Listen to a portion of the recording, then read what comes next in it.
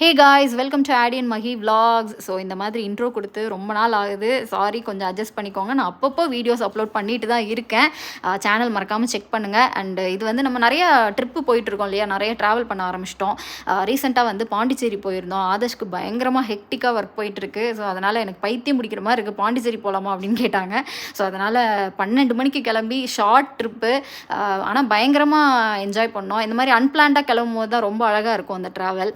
So அது மாதிரி நிறையாவே வந்து பீஸ்ஃபுல்லாக நாங்கள் டைம் ஸ்பெண்ட் பண்ணோம் அங்கே பாண்டிச்சேரியில். அண்ட் ஆரோவில் போனோம். ஆரோவில் வந்து ரொம்ப நாள் போனதே இல்லை. அண்ட் மரீனா வியூ இப்போ நீங்கள் பார்த்துட்ருக்கிறது, இது வந்து இந்த பீச் போகணுன்னு எனக்கு ரொம்ப நாள் ஆசை. நிறைய படத்துலலாம் பார்த்துருக்கேன்.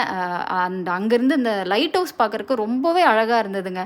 அங்கே வந்து நல்லா டைம் ஸ்பெண்ட் பண்ணோம், பீஸ்ஃபுல்லாக ஸ்பெண்ட் பண்ணோம் நானும் ஆதர்ஷும்.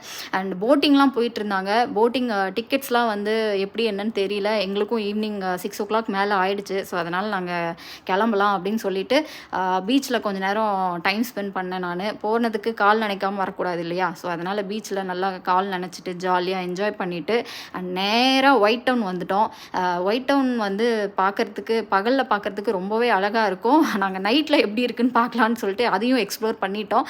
ஆல்ரெடி பகலில் நாங்கள் போயிருக்கோம் அண்ட் நிறைய ஃபோட்டோஸ்லாம் கிளிக் பண்ணோம் அங்கே. நெக்ஸ்ட்டு இதே மாதிரி உங்களுக்கு பியூட்டிஃபுல்லான ட்ராவல் விலாகில் நான் மீட் பண்ணுறேன், மினி விலாகில் மீட் பண்ணுறேன். Bye guys, piece.